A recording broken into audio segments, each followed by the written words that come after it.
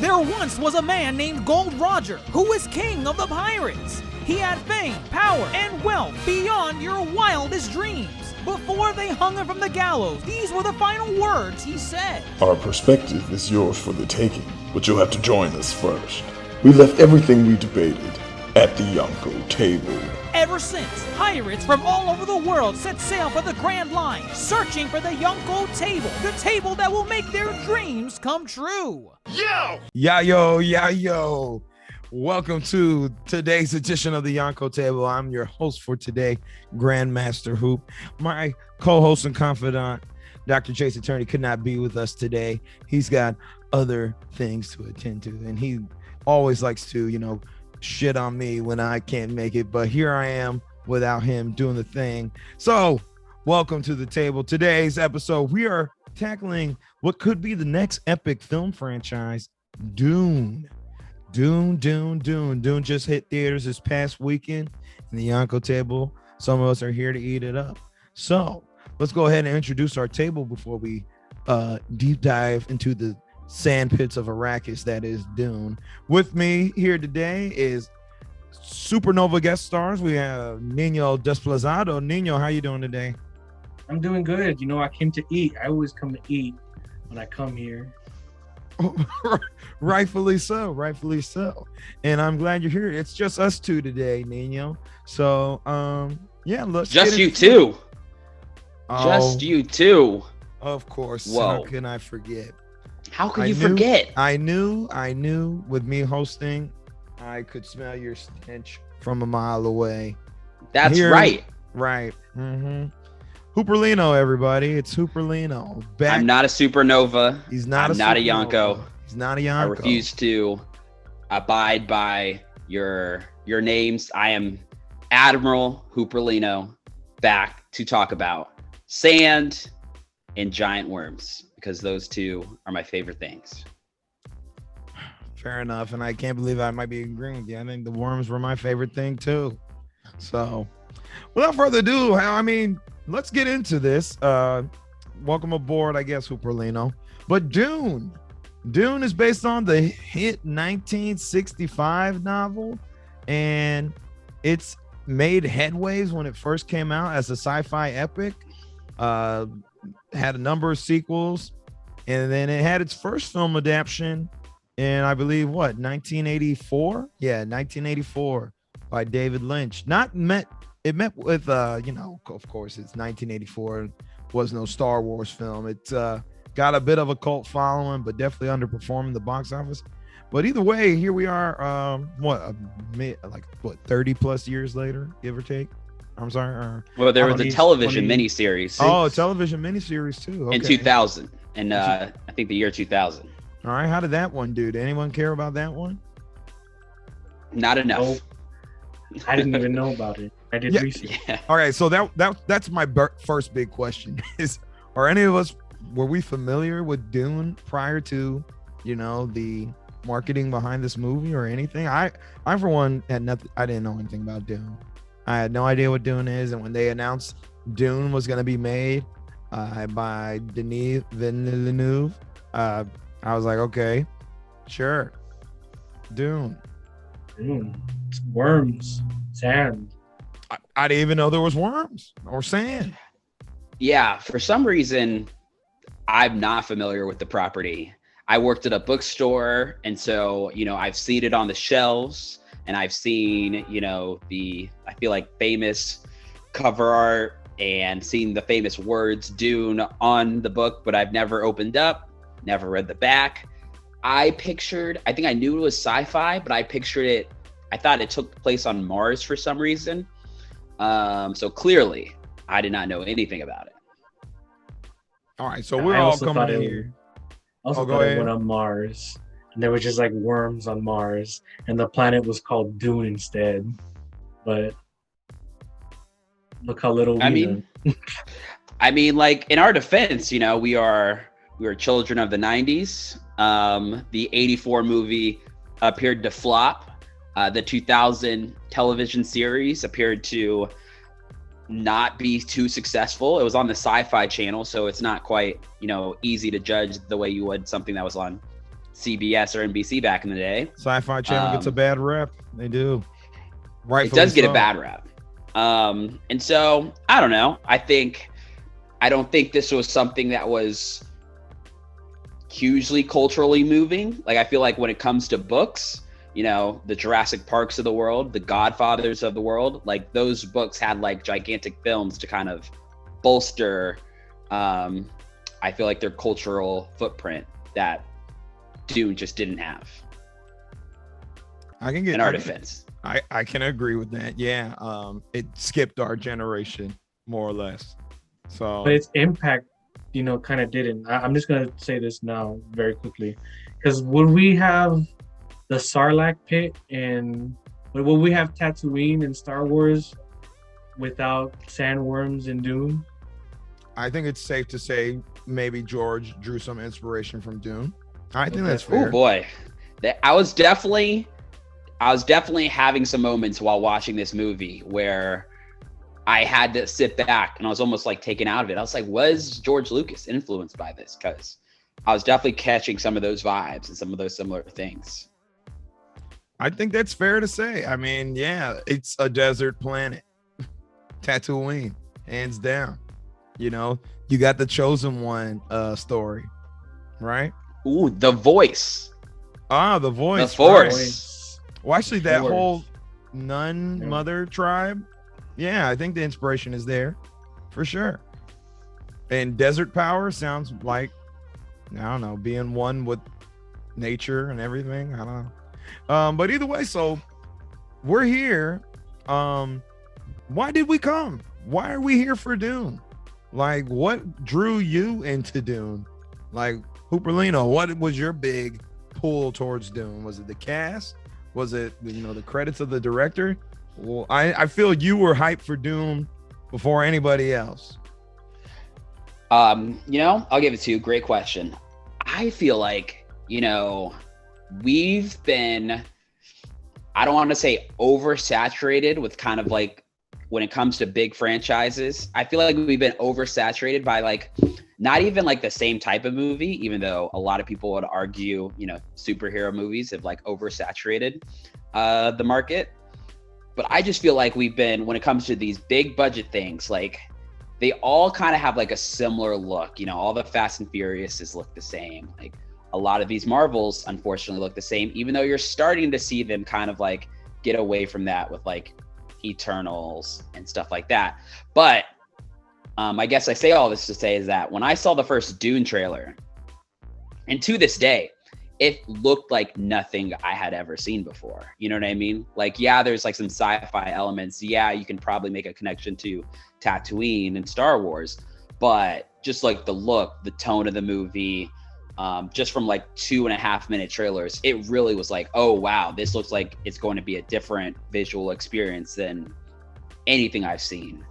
So I would say the trailer from the get-go, you know, brought me in. And then when it came to the cast, like, I feel like they nailed, you know, big named people, but not too big named. It's all people who are like either on the come up in terms of like Timothée Chalamet, Zendaya. You give them 5 years, they're just going to be like global megastars. Yes, Jason Momoa is Aquaman, and you know, you had Poe Dameron in this movie as well. Oscar Isaac, put some respect on his name. Oscar Isaac. As per Dr. Rika, Oscar Isaac. Yes, you know, you had a lot of these, you know, bigger names, but they still didn't feel like too big, I guess is what I'm trying to say. And it just felt like a strong cast coming together. And so that was exciting as well. That's fair. That's fair. I can definitely say the cast is a big draw. I saw the names, and you can hook me with a good cast as long as they, you know, play well together. Nino, what drew you in? Like, I know you have literary background. Were you like trying to see a adaptation, or, you know, or what was going on? I've never read the books. So. And was it in your literary knowledge though? It was a book that existed. It was a series that existed. So when I saw I think also the cast for me, and also it was just like, you know, readily available with the onset of home streaming.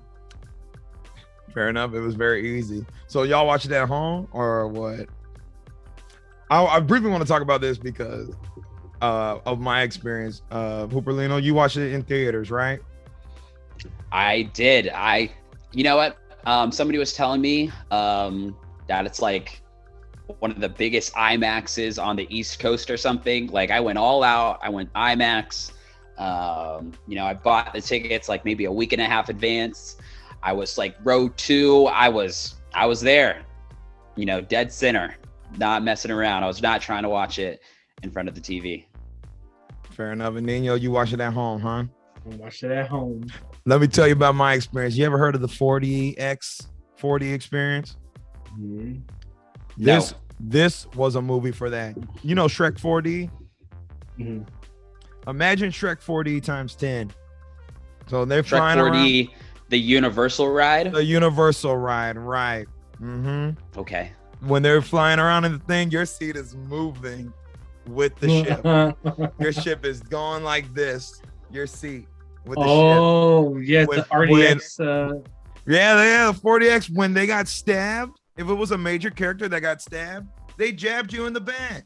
No, they didn't. Yes, you didn't they see the movie did. like this. I promise you, when Jason Momoa went down, I felt his pain. Literally felt his pain. When he caught I didn't even know this stuff existed. This thing exists. I didn't know it existed either. It was really cool. When he caught that little thing, they blew a little air by your ear.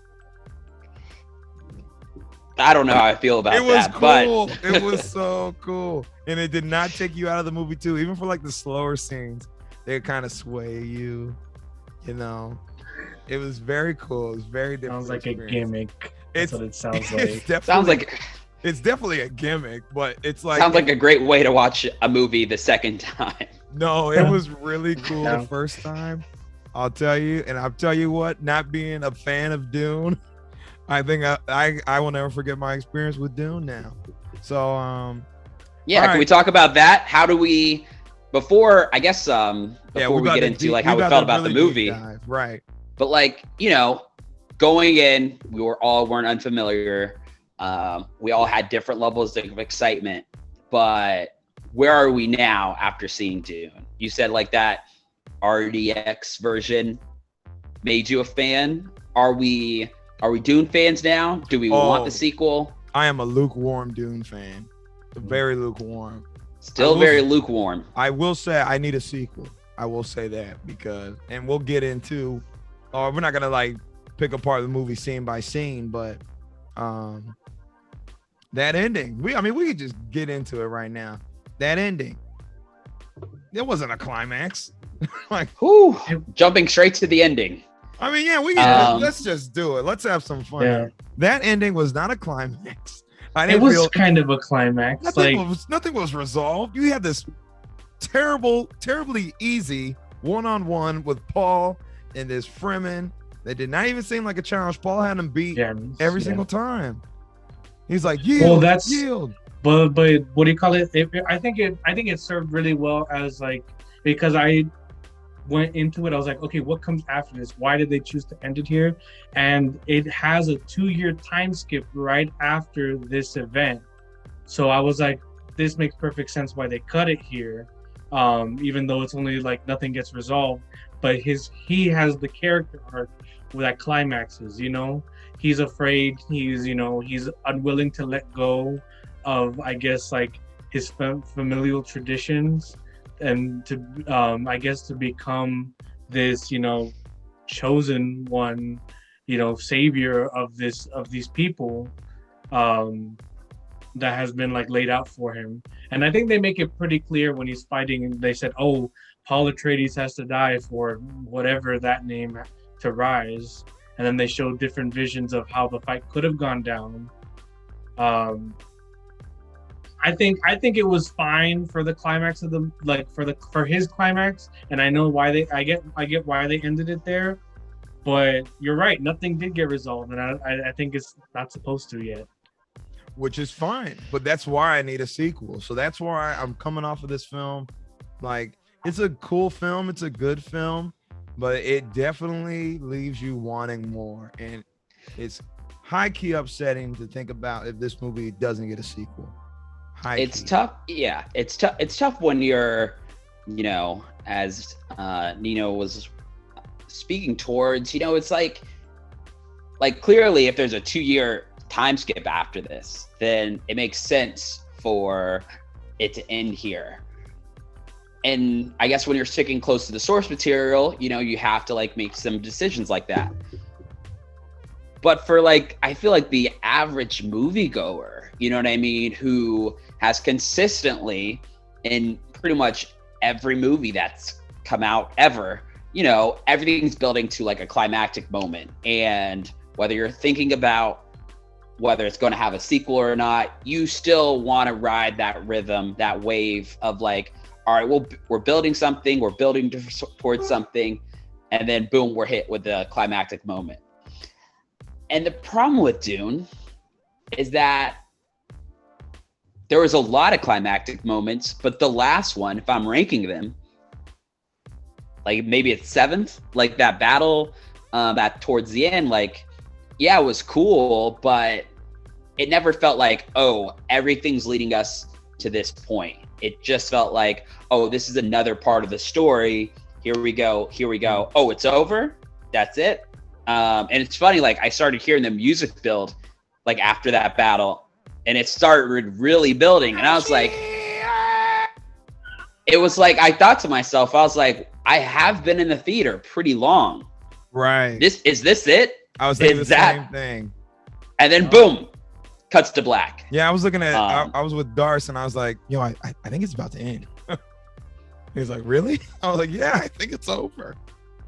Yeah. And so I think the probably easiest, best thing you can probably compare it to, it's probably not fair because Peter Jackson did it all in one shooting, but I love the Fellowship of the Ring. Right. And I think it's the best one because the whole movie is building to its ending, even though it's a part of a larger piece of work. Throughout the movie, Frodo is constantly relying.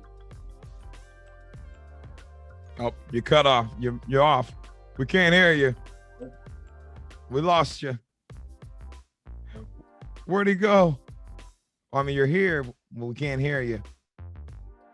I can't hear you. Where are you? You're you back. You're back. All right, I'm back. All right, where was I? Was I saying Frodo keeps relying on Gandalf and Legolas? That's where you were, right? Yes. Okay. So in the end, when he finally makes the decision to be you know what? I got to do this on my own. I can't rely on these strangers. I can't keep falling back on everybody else. Yes, I can't let people die for me. Frodo's I'm gonna go do it. I'm out of here. And then it doesn't even stop there. It sprinkles this beautiful cherry on top by saying, Sam's you know what? I hear you, Frodo. You are making maybe the right decision, but I won't let you. I can't swim. I'm going to risk my life to join you, both metaphorically and literally, because he's going to die in the water trying to join Frodo. And it's so good. It's such a good ending to that first movie, even though the journey's just getting started. You know what I mean? And I know it's not fair to compare it to the Fellowship of the Ring, but I think I was deep down hoping for that. A kind of single movie conclusion while obviously setting up what was to come next. Right. And I mean, we get a taste of what's to come next. It's just, the ending just didn't feel, climactic. Yeah, it didn't have that clear-cut moment of this is what's going to happen. I mean, we have a bunch of characters. We have no idea if they're alive or dead at this point. Most likely dead. I don't know. If you didn't see them die, that's our whole thing, That's true. If you don't see, I don't think Josh Brolin is I think dead. Josh Brolin's alive, right? Yeah, because he had such little time in this movie. He did. I'm is this character going to come back? Because Josh Brolin's a big name. He is for a very minor role. I was like, he's definitely going to try and come back. Well, shoot, they killed off a lot of people. I didn't think his father was gonna die. I thought Duncan Idaho, Jason Momoa, was about to be the kind of the Aragon type character, the protector type character of Paul. Man, he got it quick too, They didn't leave a lot. I think also that's really good storytelling, because now I am looking at the Harkonnens and I'm like, man, I don't like these guys at all. Oh my gosh, Stellan Skarsgård is that big fat one, the Baron. Yeah, complete transformation. I knew I recognized his face. I had to look it up, and I was like, is this guy who I think it is? Bootstrap Bill. Yeah. What do you call it? Is that who that is? That's Bootstrap Bill. The scientist from the Avengers movie. That too. Yeah. From the Thor. Oh wow. Dr. Selvig. Yeah. Yeah. Oh wow. I didn't see him at all. Oh, he got lost in that role. He was creepy. He had me. Yeah. Every time he started floating, I was like, oh my. Is he floating or was he stretching his body? Okay. No, so it's anti-grav. He's floating, right? God. Yeah. But why he made himself that tall, I don't know. No, I was going back and forth. I was going back and forth. I mean, between him floating and also just having this gigantic torso, and I didn't know what was creepier. Yeah, I thought he might have been a worm too. I was like, oh, he's just a kind of a giant slug type character. It did get confusing when they came to clean out the bodies in the dining hall, and you just see the long section of tubing. I was like, oh shit, so he really is a snake. And then you just see him choking on the roof. Oh man, I wish he had ate it there. I was not looking. I wanted him to die. Yeah, I did want him to die also. But if we're speaking about I guess I don't want to say I think it's safe to say we all like things about this movie, so I don't want to come across as we're all just roasting it. But if we're speaking towards how unsatisfactory the ending might have been, I feel like a part of it is that we don't quite know where the story's going. It's the movie opens, and you start to kind of piece together the world, and it feels like it's the story of this one planet, this one house, trying to form an alliance with this, from what it looks like, kind of a planet with people who are I don't want to say they're not savages, but aren't quite as respected throughout the galaxy, or they are not the universe. They're not as progressive. In the ways in their society deem it progressive. Yeah. Mm-hmm. They're not out here interstellar traveling. Yes, exactly. Then halfway through the movie, House Atreides. Atreides. I apologize for getting some of these names wrong. I feel like that's going to be a running theme. Is that they wipe out the house immediately? Oh my God. You know what I mean? I felt so bad. They didn't stand a chance. It's just it's the battle begins and then it's over. It's a great battle.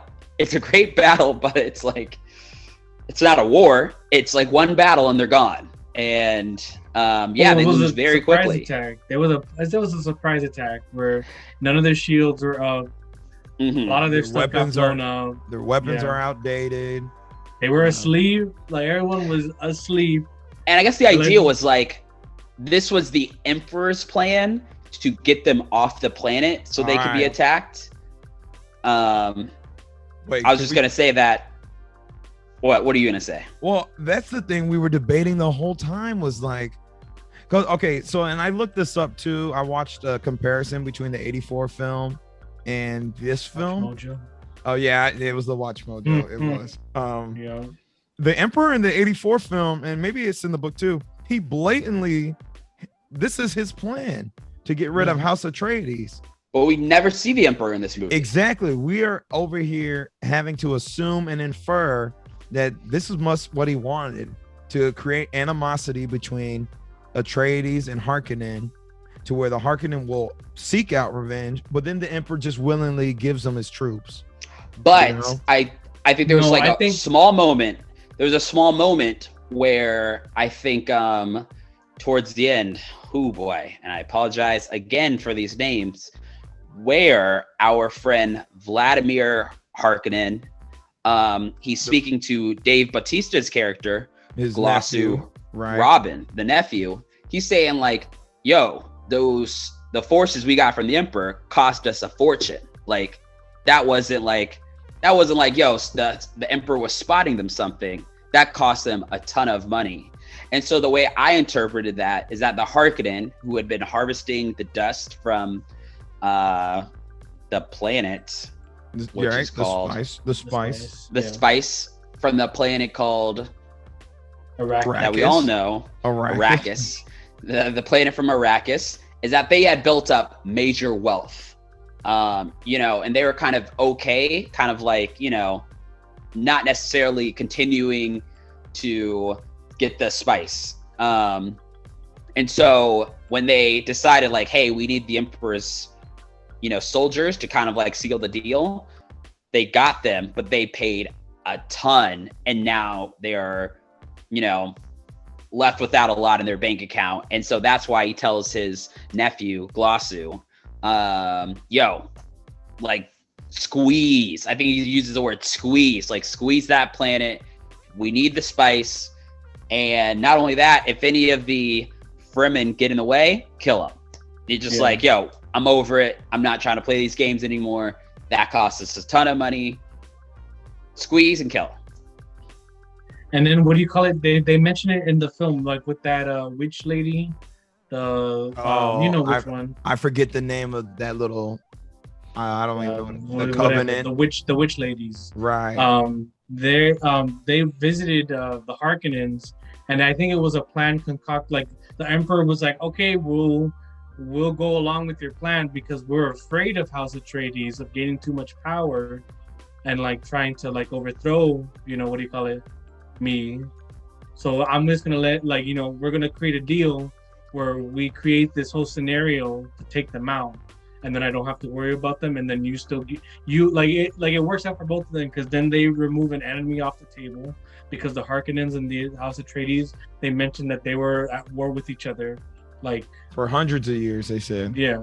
Right. And then that the Emperor was just afraid of the House Atreides getting too much power. Which apparently they were really powerful. They Duke Leto, Oscar Isaacs was like, we've been ruling the seas and been ruling the air. Then you put them in a place where they can't have either. Well, to the degree of their battle knowledge goes. So yeah, it was a huge setup, and yeah, they squeezed it. The Duke was like, "That's my Dune, my Dune." That's the only time they said the word Dune in the whole movie. You're right.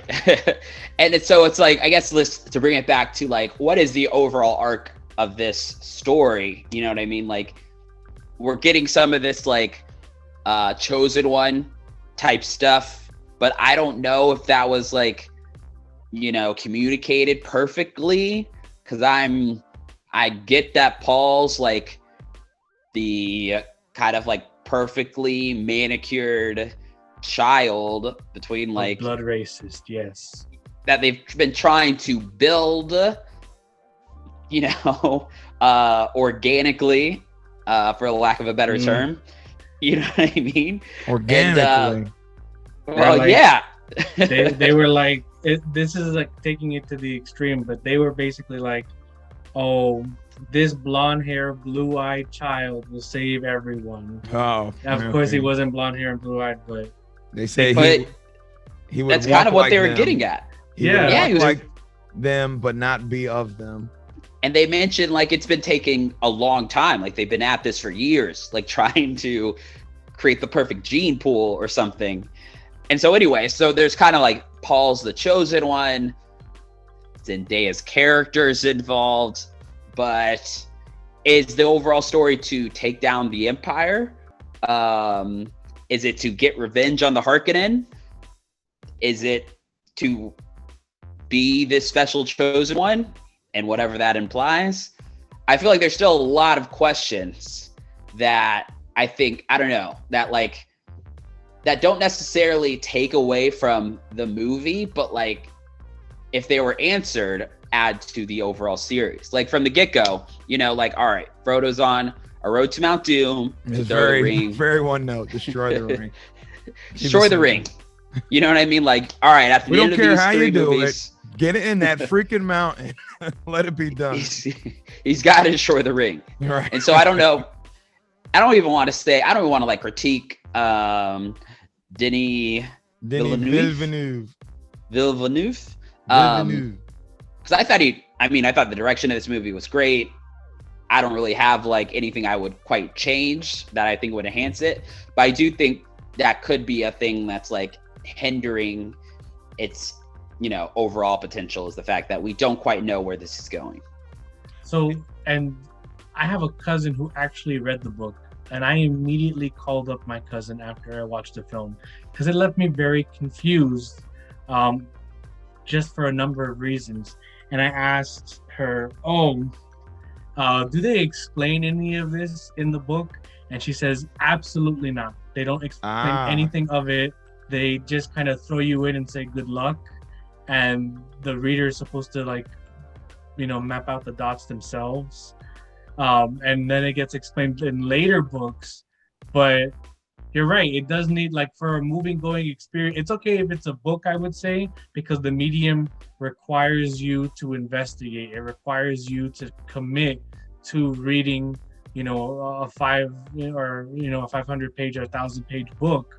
But when you're watching a movie that's like 2.5 hours, you want something to be clear enough to be able to get the characters where they need to go. I don't think it's a fault on the movie for being a great adaptation, because apparently she said that it was almost 1-to-1 with the book. So I think book fans will be happy, but Paul's character didn't have a motive the entire movie. Yes. He was inquisitive. I mean, he wanted to learn more. I don't wanna start spewing some hot takes.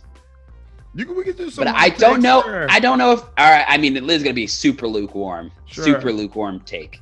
Because I think I am reserving myself for the future installments. I feel I feel like I didn't really connect with Paul's character. You know, he just seemed really broody. He just seemed like, it felt like he had a lot of weight on his shoulders. So maybe that's like why Timothée Chalamet, who I think is a great actor, kind of portrayed him that way. The only kind of moments you really get like a piece of his character are when he's kind of interested in the Furman race, and he's like, you know, watching those videos. And then whenever Duncan Idaho, whose name I have no problem remembering, shows up on the screen, he gets really excited and like, really joyful. My father away from my father. Like that he was definitely like, he basically raised that kid. With his father, he was like, he's scared of his father. He's like, yes, sir. He's like, don't ever go out there. Idaho was like this huge guy. Yeah. But it's like, you know, his parents are kind of mean. He's growing up with a. But it's weird. It's like a very strict father and a mother who's, you know, like indebted to this code, covenant of women, which is, you know, ask me for the water, Paul. Like, you know. I think. What do you call it? I think. I texted GrandMasterHoop while I was watching the movie, and I said, all this bleep Jessica does is cry. Talk me about Dune. You texted me that? Oh, yes, you did. I see it now. Wow. Okay. For the first Lady Jessica. Yeah. For the first hour and 45 minutes of the movie, all Jessica did was cry, and I was like, when are you gonna do something? And then the scene with the helicopter came, and I was like, oh shit. Okay. Oh yeah, she got the voice down. Very cool that was aspect cool. of the film, the voice. That was a cool. I think that's a cool revelation, because I felt like we didn't know she was capable of doing it until then. We didn't know the like the grandiose. We knew she was teaching Paul. Right. But we didn't know she like had it down pat. But Yeah. the only other tease we got with it was when the older one, the head mistress, Ooh, whatever you want to call her, when she went to the that Harkonnen scene planet. was intense. Yes. Yeah. When she told that That scene was creature intense. thing, right? Like, get out. No. I meant when Paul put his hand in And the. the thing. Oh, that the thing. Yeah. Right. Yeah, that was intense. That was that lady was super creepy. The way she like just kind of bossed Lady Jessica around. You don't even see what's happening in that little box, but it just felt so painful. Like I felt like my hands started sweating. But that was a really cool scene. Yeah, I guess I was gonna say, like, when it comes to Lady Jessica and our Duke Leto, is that I just felt like they had like aspects of their character I think you just don't necessarily like see in your typical kings and queens. Like the fact that there was the one scene where King Leto says to Paul, "Hey, I understand that you're a little nervous about like taking everything on." And I was like taken aback. I was like, every movie, every king character that I've ever seen doesn't care that their prince or princess feels pressured. They're just like, "Hey, you got to do it. Sorry, this is the gig." Well, this character was like, "Hey, I was similar to you. I wanted to be a pilot when I was your age. Leaders aren't called." Back to another vision of Paul, and he just sees his dad flying in an X-wing. He's like, that's an alternate universe. Yeah, you know what I mean? Like, there's that scene also, one of my favorites. But the fact that he was just like in that moment, understanding of like what his child was going through was just so heartwarming, like made me connect to his character, but also just felt like very different, I feel like, from your typical king characters. And then like Lady Jessica throughout, the fact that she's like not even necessarily a queen, the fact that she's described as a concubine. She's a concubine. Right. She was so cool. Like she was such a cool character. She was a people call her the co-star. It was really a lot of screen time for her and Paul the whole time. And that's the thing. And then Paul, he's having some visions. He has a crush on the girl in his visions, but it just felt like you were missing like those really, I don't know, connecting points, connecting moments with Paul. That'll probably come in the next installments. Yeah, and I'm I okay guess with being. Oh, go ahead. Oh no, I guess right now we're with Paul and trying to figure out everything that's going on. He doesn't really know, what's going on and why the Harkonnens are out here, purging their family.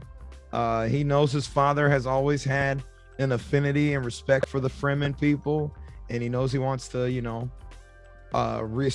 establish those bonds with them because there are tidbits that Paul has been given through his life, and now he's, thrown into the mix, and he has to, follow up on them and make good on those life lessons, because now everybody who was giving him life lessons is gone.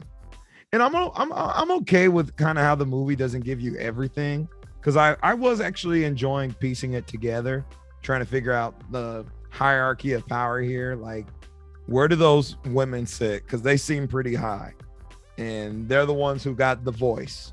The voice to me looks like the most powerful thing in this universe, and not anybody else is doing it.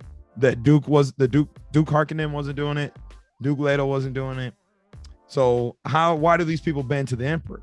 If they got the voice, why are they the ones bending the knee?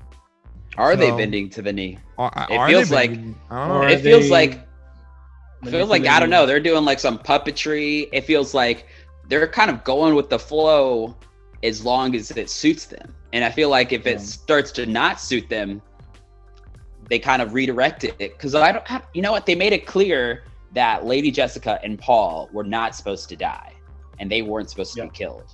Right. And that's why. And they told them you cannot kill them. Yeah. They can they live their were lives like in exile. Yes, exactly. And pretended then, like that still upset them, even though they set this whole thing up. Like in the and it was long like, run. yeah, no, absolutely. And it was like that thing. I feel like a lot of people have been using the term like plot armor recently. I felt like this was creative plot armor. Like, they should have stabbed Paul and Jessica in their bedrooms, but because they didn't want to get caught in that lying test, I think they mentioned. Yes, that was the big thing. They did not. They knew they would fail. They knew they would fail. They said like, "Hey, let's just drop them in the middle of the desert." Well, and then they'll they die. said, "Let's drop Paul in the middle of the Oh desert." my God! Yes. Ooh, you're right. yeah. They It started wanted getting to- I never been with a highborn. They said. it started getting dark in that Game of Thrones way, but that felt real. It felt like it wasn't like, you know, something you throw in there because, oh, this will jar the audience. It was like, it made sense. It was like these gruesome kind of disgusting characters, like they probably would, you know, say stuff like that and maybe like go through on their words, but of course they weren't given the opportunity to. Right, and I'm glad I didn't. I'm one of those guys. I don't like any of the Harkonnens, and Dave Bautista was hardly on screen. Do you think, are you a fan of the fact that they hyped up a lot of these stars just for them not really to get much screen time at all? But I mean, granted, they knew there was going to be a sequel, but like we barely saw any of the Fremen, like Javier Bardem, barely saw Zendaya, other than the many visions he had in the shots of her walking into the desert, or you know, Dave Bautista too. We barely saw any of him. I feel they got a bigger role to play. I feel like this is kind of like an ensemble cast, you know, yes. So they, what do you call it? They probably pitched it to them being like, want to be in like the intergalactic Game of Thrones movies series of the century. Then the only person that is gonna have screen time is, you know, Timothy, whatever his name is. But yeah. Go ahead. I was gonna kind of like piggy off of that. You know, it definitely felt that way. It definitely didn't feel like any of the actors like were sold something, and then like found out like, oh, I'm only this. Like Josh Brolin's character, like, you know, he's like the second to the king. You know what I mean? But there's also like Jason Momoa's character, who's like a great warrior. You know what I mean? That's like, I felt like they dispersed a lot of the kind of like character roles you find in like your typical sci-fi fantasy stuff, where it would be like, oh, the best friend of the king is also the warrior, who's also the smartest guy on the crew. And instead they were able to like, and who's also the nurse, like they were able to like spread it out, I think in like the best way. And I think when you are aware of like, there's only one ball in basketball, like, you know what I mean? There's only one camera. It only can be on so many people. So I wouldn't say they would have been surprised, except I think Zendaya, in that sure.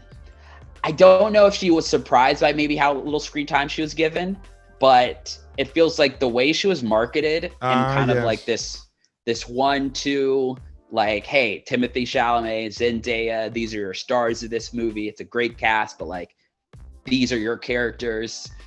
It definitely wasn't that. It definitely was not that. They knew what they were doing by getting her at the forefront of the marketing. And it's probably, again, I don't know if I like this about the marketing you know, these I've said it to, you know, y'all before, but these movie companies going, please watch my movie and make another one, it'll be good. I don't know if I like that because I'm like, make a good movie, you know, make a movie where I can just sit down and be like, okay, this is complete, but now we're like wrestling with these questions. And we have a whole movie that was marketed with Zendaya, and Zendaya's only in 5 minutes of the movie, and some of it was in slow-mo. So how much time was really like was she in the movie? Probably as far as a star billing goes, she probably had the least amount of screen time, for sure. But again, I guess that's okay. But I will say this. When was the last time we had an epic movie or a movie that was, posed as the next great epic? Because with that said, I'm surprised this film didn't take the Peter Jackson road and just film all parts back to back.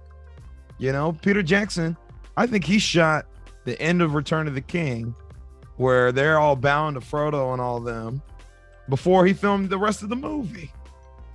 That was one of the first scenes he filmed. Why didn't this movie, do studios not take chances on that production? Because Peter Jackson has proof that you can knock it out the park. Well, we have to remember the current landscape. I was actually listening to a video. I forget what. I think her YouTube name is Sarah Zed, and she was right. She was talking about the end of the YA dystopian craze. And surprisingly, studios are afraid to promise like a part 1 and a part 2, or even multiple installments. I think the only studio that can get away with that is probably Star Wars, because we know if it's a movie, it's going to be a trilogy, unless stated otherwise. But after Harry Potter, and Breaking Dawn, and then Mockingjay completely butchered the part 1 and part 2. It's basically like you can't do a part 1 and part 2 anymore, because fans will be like, oh, like I'll just rent it in a year and then go see the movie, because of and you can look at it as like there's been like at least 3 big blockbuster movies, I think, that have completely bombed with the part 1 and part 2. Mockingjay bombed. Divergent, they didn't even make it to their part 2. No, they didn't. They shut down production on their part 2. And I didn't know this, but she actually said that's why the Avengers movies, Infinity War, got split up into 2 movies marketing wise, instead of its original billing of Avengers Infinity War Part 1 and Avengers Infinity War Part 2. Right. That's fascinating. That is really fascinating. Well, I'll say this to that about the Avengers. They did say they were tonally 2 different films, which I agree with. And that was another reason. I would agree with that too. That's another reason why they said we didn't want to call it part 2. Well, okay, it's also because of money. Yeah. All right. So we've opened up the door to talk about like box office, which feels like it's been such a story within the ether. When it's come to this movie, I feel like more than a lot of movies, you know what I mean? It's like, there's always that entrance like, oh, will Black Widow movie do well? I think in these COVID times, there's always like, oh, will this movie do well in comparison to these other COVID movies? Or will it do kind of like pre-2020 numbers? So the box office, I feel like, has been, more culturally relevant more than ever. But it almost felt like it's been doubled down on top of that when it's come to Dune. It just feels like there's been a lot of excitement to it, and it's like so set up. It's not even like trying to set itself up as a franchise. It's saying like, we are telling this single story, but it's not over. You know what I mean? So it's like, it's in this weird slot where it's like, it's not going to get a sequel. It's going to get the next part of the story. And fair. So I think if you want to see the story continue, there's just been a lot of push, I think, from a lot of like the movie critics and like, I don't want to call them influencers, but a lot of the kind of, I don't know, people with fingers on the pulse of this stuff that I've been following on Twitter and stuff, that's been really pushing, hey, get to the theaters for this movie, show your support for it. It needs it, because they're really skeptical that if it doesn't make a certain amount of money that impresses Warner Brothers, that it might not get, a sequel, which could tie back to your point about like why it wasn't all filmed in one. Denis Villeneuve, like was Blade Runner 2049 his last movie? 2017. Yeah. That really, really sucks, because Blade Runner 2049 is a fantastic film. But it did terrible at the bottom. Yeah, I mean, like the budget was anywhere. Like I'm reading this off of Wikipedia. We stay in Wikipedia. The budget was 150 to 185 million. That which budget is was really big. That's That's really your- big budget. yeah, that's like that's like a big Marvel movie. You know what I mean? Like a big one, and it made 260 million at the box office. Usually, That'd be the lowest Marvel movie I think of all time. yeah. And at least in the MCU. At least in the MCU. Yeah, I think Incredible Hulk is right above that.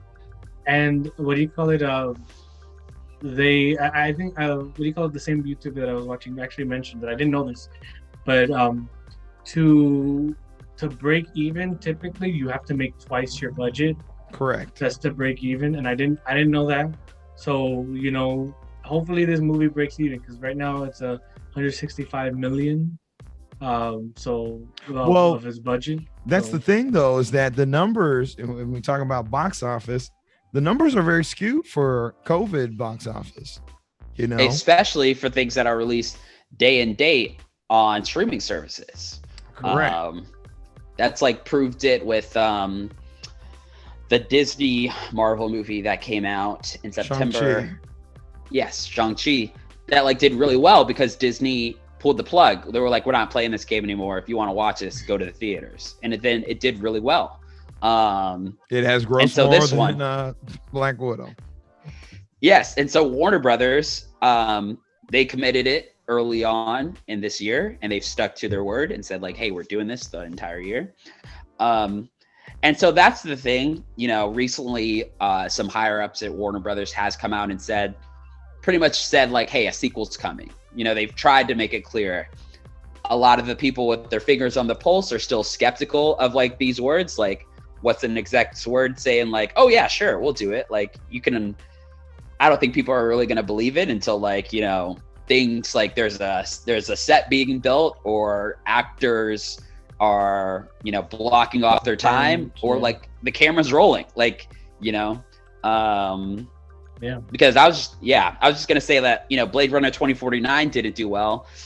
Like, does Denis Villeneuve have his I don't know if he has the resume to say like, hey, give me 400 million, I'll make you 3 movies. I don't think he's there yet. It sucks because I think it's true. I don't think he has the resume yet in terms of box office, but I do think he has the resume in terms of quality. Yes, It's just quality he has, right. He came out during, like at least with his last movie and with this movie, like both movies just came out through really tough times because in 2017, it was in the middle of the Marvel craze. It was in the 2017 was also a big 2017 was a film. good, yeah. Yeah, there was so many things that came out, and it came out with a November release, if I remember correctly. Oh, actually, yeah, it was right up against. If it was November, it was right up. It was October. Against Justice League. It was Oh, October. So no, Justice League was big.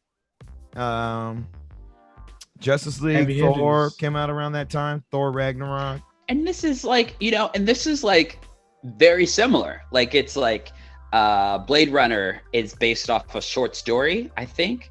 It's like a famous short story. No, it's not a short story. It's a novel. It's a full book. Okay. Do Androids Dream of Electric Sheep. There you go. I think it's one of the all-time great name changes to change. Yeah. Do Androids Dream of Electric Sheep to Blade Runner. Great name change. You know what I mean? It's based off of a famous piece of literature. This one, Blade Runner has a cult following that those older Dune, attempts don't have. You know what I mean? The original Blade Runner does. You had Harrison Ford, who's, it's Harrison Ford. You had Ryan Gosling in 2017. I don't know if he's at the peak of his powers at that moment, but like, it's pretty big in the 2010s. I would say that's his biggest run of films thus far. The problem is that you have to also remember Blade Runner, even though it's a cult classic, but it did terrible when it first released, because of studio interference. Actually, with that said, I think Blade Runner found most success in the cult following. And because they gave him Ridley Scott a director's cut, and he kept, some say George Lucas was, changes his stuff, but Ridley Scott really changed that movie up because they added like really bad things in the theatrical version. So I don't know. Could you say that, like, yes, 2 cult movies and then to like a big budget production? I hope this, strikes something in people to want to go watch it, because it's a very well-made film, and he really knows how to use camera work, and he really knows what he wants to see on screen, and execute it well. But it's all up in the air right now. Yeah, no, because I loved Arrival. I thought Arrival was fantastic. Yes. Went in blind to Arrival, and I think that really enhanced my viewing. That's amazing. Yeah, that sounds amazing. Still not seen Arrival. Oh my goodness. No. Well, anyways, I totally agree, and it's like it's not even like I want this to be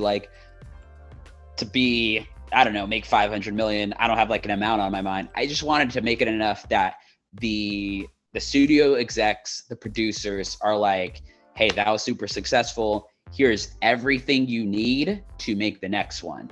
I don't want it to be like, I don't want it to be like, hey, you can't make it. That would be terrible. And I definitely don't want it to be like, you did okay. You did okay. Like, we're going to dial it back. Like, maybe you can use less sand. Maybe your worms can be like less big. Like, I don't want him to be like handcuffed at all. I want it to be as successful it needs to be so that he can make his exact vision for the next installment that he wants to make. Fair.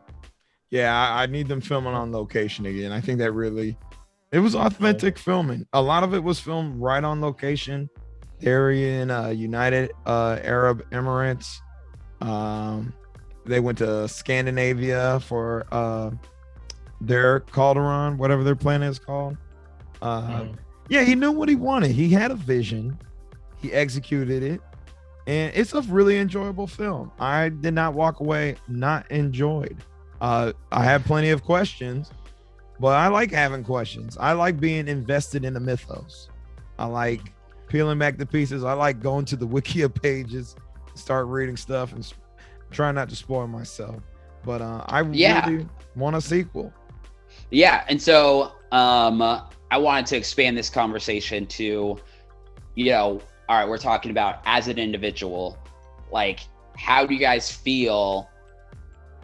I guess, how do you guys feel its place within the greater cultural entertainment context?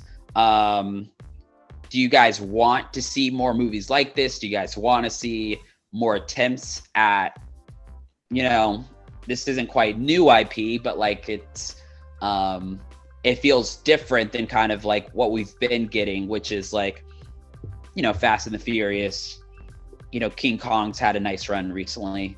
Star Wars, Godzilla MCU. Too, yeah, they've had a nice run recently. Can't forget The Mummy. All right. I don't know if that's had a nice run recently, though. Well, they try to bring it back with the universe, the dark universe. I am not opposed to filmmakers, grabbing the book and I remember this. This is good. I'm not opposed to that. They're trying to make Transformers a thing again. If they want to do sci-fi, give me something like Dune. This was enjoyable. It didn't knock it out the park as much as Avatar did, which is crazy. I'll never understand how Avatar really captured people. 3D December 3D. Release. I promise you, I remember vividly.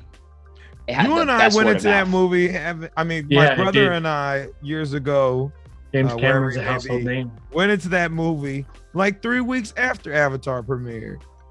We did not see that. We did not see that on opening day, right? It was slammed. The word of mouth around that movie is unlike anything I've ever seen. I feel like Endgame or Infinity War probably came close in terms of word of mouth, but the way our culture works now is that nothing stays word of mouth for very long until like the next thing pops up. It's like it took Endgame a while to pass it, just because number one, the tickets weren't as expensive because, of course, that 3D December release you can only see it in select theaters, and you had to see it in 3D. You had to go see it in, you know what I mean? Like, and this was like before, like, it was a commonplace thing to do these things. I think that was like the very big, and then 3D just blew up. But it was never as good. It was just never as good. I mean, like, I don't want to go on an Avatar tangent, but I'm always down to go on an Avatar tangent. Well, I'll just say this. The whole structure of Avatar is that, there's Jake Sully and he's becoming an Avatar and he's entering this very fantastic, naturalistic, kind of crazy world. And that's where the 3D is like perfect. You know what I mean? It like feels like you are experiencing something new. And I just think they went hand in hand. The movies that followed, like that just tried to do 3D for the sake of doing 3D, just like never were able to match, like, I think thematically what Avatar was doing. You don't think the concept Lava Girl, Shark Boy and Lava Girl 3D? I think that came before. Yeah, that came before. This was different. You don't think that was the groundbreaking 3D? I feel like there's a couple waves of 3D. One of them is the reach out into the crowd 3D, and then there's like I can see some distance in this screen 3D that Avatar initiated, perfected, and then nobody else was able to do it again. I'm trying to think. I disagree. There was it Clash of Titans? Oh, all of them were converted to 3D versus. Yeah, but what do you call it?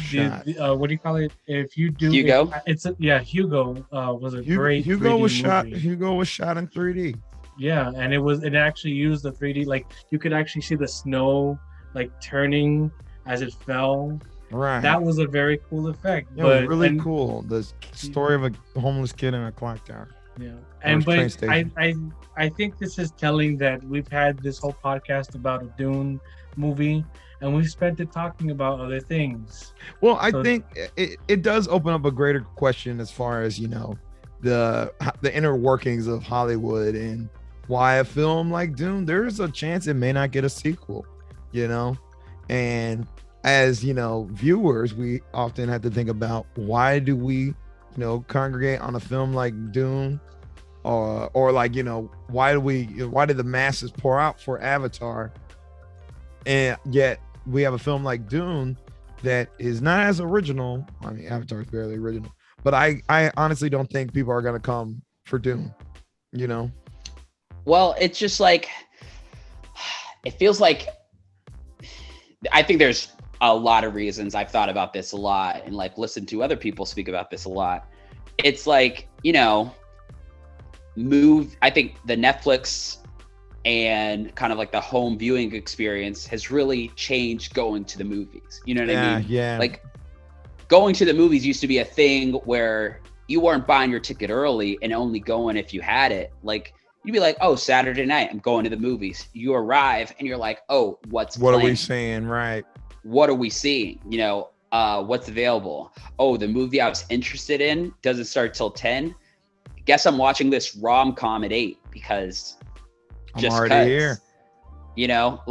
And so we've seen the death of the rom-com, and I think there's no saving the rom-com. Because the rom-com has found its home on streaming sites. I just want them to be better. They haven't been as good since like the mid 2000s. But anyways, it just felt like there's the Netflixification, and I don't want to blame superhero movies, but it just feels like brainwash is too strong of a word, but it feels like our mindsets of what we're willing to see in the movies has like changed. Like in the late 90s, the early 2000s, like you were getting The Matrix, you're getting Pirates of the Caribbean, you're getting Lord of the Rings, you're getting your superhero movies and Spider-Mans and X-Men. You're getting this is not even a franchise. You're giving your Will Smith summer blockbuster, like whatever it was. Like it could be you didn't know what it was. It could have been iRobot, Hancock, Could have been Hitch, Wild Wild West, Men in Black, Hitch, I Am Legend. They weren't even a franchise. It was like the new Will Smith movie. I'm going to see that. And it's like, it really felt like we lost that. And I don't know how else to kind of go back to those days where we're able to get everything. We're able to get new franchises like Dune. We're still getting like our big tentpole Marvel and Star Wars movies.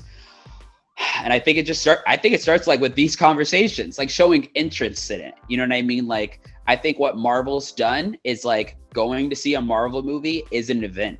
You know what I mean? Like you go see it and then you talk about it with your friends, you tweet about it, you rank them, you rank your favorites, you collect the DVDs.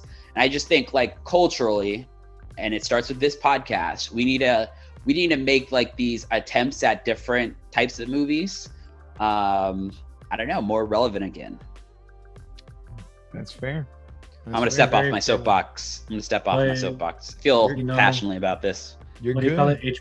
HBO Max made it free, and it's the safest way to do it right now. Denis Villeneuve was not for that idea. He was not happy. Neither was Christopher Nolan with Tenet.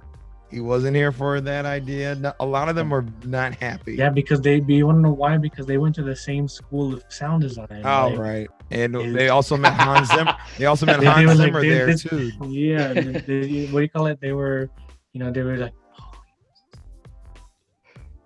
and then the very next scene is like, and completely destroyed my ear. I was like, I gotta put this down. Oh my gosh, it was not that bad. If anything, yes, it was. If anything was jarring, it was that for nothing really epic to happen. Okay. I was expecting Wonder Woman to come in and be like, I'm Wonder Woman. Right. And then all they did was walk in the desert. Whatever. All right. Okay. If we want people to go out to see Dune, let's just wrap this up. What's your favorite part of Dune? What's the thing that got you hooked, or what keeps you invested? Let's just circle around and close it. Or also, what do you want to see in the sequel? I mean, people already know. The book readers know. As casual fans, we don't know. Let's go ahead. Hooperlino?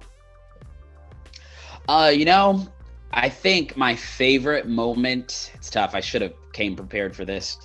My favorite moment that I mentioned earlier, Paul's hand in the box, that whole scene was like super invigorating. Like I was on the edge of my seat that whole time. I want to give a shout out, and this isn't really a scene, but I really dug how they hint at the worm throughout the movie. They talk about its length, and then you can kind of see the sand moving. Then towards the middle, you get to see its teeth, and then at the very end, you finally see the worm. And it's just the use of the worm. I made jokes about like, hey, I like sand, I like big worms, but like their use of the big worm was fantastic. So I would say that running throughout the movie was really cool. What got me hooked? Man, it's tough, but it's like, I feel like collectively, one, the visuals of the movie, but like, I just felt like it came together as just like a really interesting world that I want to learn more about. So I would say that's what got me hooked. I mean, this movie more than anything, I feel like in a long time, when it ended, I wanted the next one. And I don't know, it was because it ended so abruptly, I wanted the next one.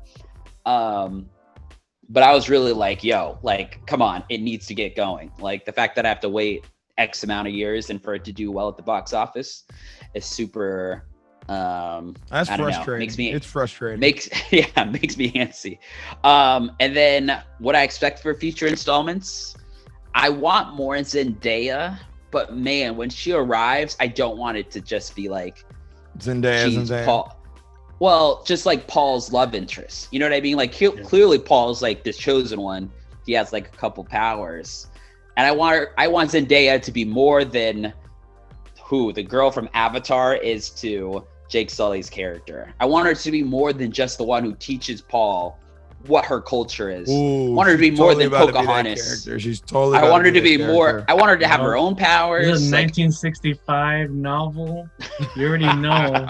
He's like, woman, don't you mean Remember, accessory for male character. But they crushed Lady Jessica. They did so well with Lady Jessica that they made her more than that. So I hope they're able to carry that over to Zendaya. They make her more than that. He specifically, Denis Villeneuve specifically said he wanted to do better by the women characters in this film, namely Jessica in this film. We'll see what Zendaya is about. Chani is her name, and Chani. In the Wikipedia description of this one, in the 1984, she is Paul's love interest. So Paul's love interest. Nino, what you looking forward to? Well, let's get to my favorite moment. I think my favorite moment was Idaho's fight.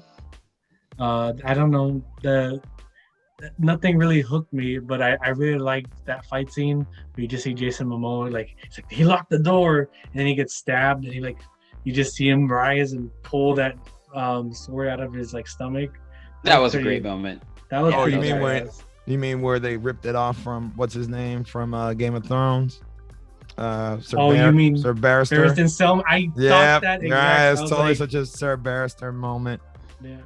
Well, technically, since I think this was more in line with the book, that's that scene. So that's fine. I'm just kidding.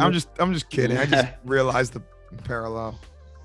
I don't think I'm hooked, which maybe I didn't go see it in the theater, but I think I'm definitely gonna go see the sequel just to see where it ends up, because I feel like I've invested so much time, but I'm like, it needs to give me answers. It needs to give me answers, and it needs to give them quick, because if not, I'm just gonna feel lost again, and I'm not gonna want to see another 2 or 3 movies of me being lost. Fair enough. Fair enough. And that's why I think a sequel is going to be really good. I think they purposefully are putting the carrot above your nose, but you don't know where we're going with the carrot. You don't know which roads we're going on. And I think that's going to be the draw in for a sequel. You're gonna want answers. They're gonna give answers. I'm invested in the mythos. The Benny Regis. Oh, I just looked it up. That's what those women are called. The Benny Register or something. All right, forget it. I just forgot it. I want to know their deal. I am really invested in the Baron, Stellan Skarsgård. He's really creepy to watch, but you can't look away. And yeah, I want to see more of the Fremen, man. They were totally riding a worm at the end. I did not realize that. I thought it was like some machine, but it's a worm. They're riding the worm. If they can master this desert power, they win. So I like to see more of that. It's a cool universe. Maybe I'll read up on it, but yeah, I'm enjoying it. And I hate to say, I guess Timothée Chalamet kind of carried the film, but he had no choice to. Also cool. Great job at diversifying the cast, making all the people of color mostly Fremen, but that's cool. Dr. Rica wanted us to shout out Oscar Isaacs. Granted, he bit the dust pretty early. So hopefully we also see some more cool cast members in the future films. I'm sure there are more than 2 houses out there vying for power. So we'll see what's up. Okay. All right. Real quick. Okay. Make it quick. Grade scale, A through F, 5-star. I'm going to go 4 giant sandworms.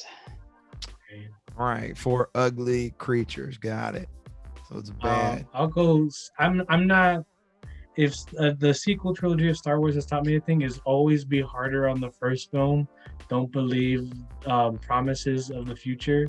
So I'm gonna give it a 7, maybe a 6.8 out of 10, just because it's a well-made film, but I'm still confused. Yeah, mine was out of 5 too. It's not Fair. 4 out of 10. Fair. 4 out of 5. Sandworms. Okay. I think I'm leaning towards an 8 out of 10. That's not bad. Give me more. It's enjoyable. And I also recommend RDX 40. Really cool thing. But all right, gentlemen, Dune, thank you for joining us today at the Yonkō Table. Again, I'm your host, GrandMasterHoop, Supernova NinoDezplazado, and Admiral Hooperlino coming aboard again, always when I'm hosting. But That's right. Yes, of course. Listen, y'all, get out there and watch Dune, especially if you enjoyed it. Tell your friends to go watch it. We need this sequel. We need those numbers to go up. We need to give them a reason to make this sequel. We got all these questions, and I'm not looking to read a 6-book series, but like 500 pages per book. That ain't me anymore. So, of course, follow us on all our podcast listening sites, Spotify, Apple Music, and of course, follow us on social media. We are on Twitter, Facebook, Instagram, and that's at the Yonkō Table. So, without further ado, again, I'm your host, GrandMasterHoop. Shout out to Dr. Jason Turner, who couldn't be here. Shout out to NinoDezplazado, and I guess Hooperlino for appearing today. Take care, everybody. Signing off.